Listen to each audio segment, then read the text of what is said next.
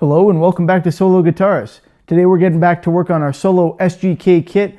We've unboxed it in our prior video, so if you haven't taken a look at that, please do so. You can see what comes in the box and how to take a look and make sure that everything is as it should be. In this video, we're going to show you how to begin the assembly process with one of the most important steps, gluing the neck to the body.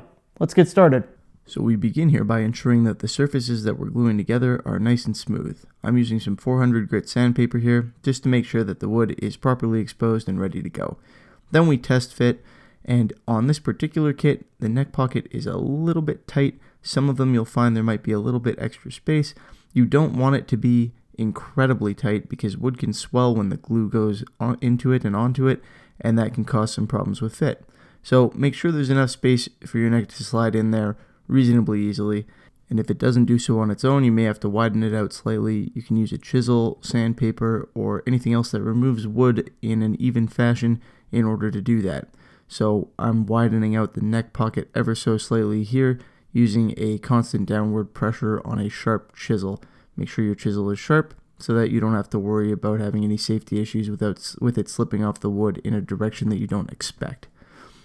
I have to do this to both sides, one, to make sure that the neck remains perfectly centered on the guitar, and two, because there's enough there that me taking a thin shaving off each side is appropriate for the neck to then go in comfortably. So it's still a reasonably tight fit. I've still got some friction there, but it's not crazy. I don't have to force it in too hard.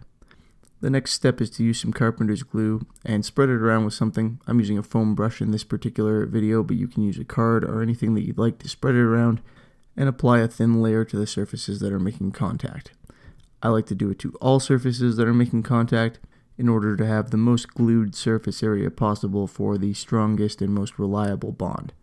Different glues have a different amount of open time, which means a different amount of time that you will have to be able to apply the glue and have it remain wet enough that it can be glued together properly. General carpenter's glue allows enough time to comfortably coat both surfaces, get the neck in place, and then clamp it together. You'll want to clamp it under fairly significant pressure, and you leave your typical carpenter's glue clamped for approximately 24 hours. Some glue will likely squeeze out of the joints, out of the side, or out of the back as you're doing this. That's a good sign. It means that you've got a good coating on there and that the pressure is squeezing out the excess.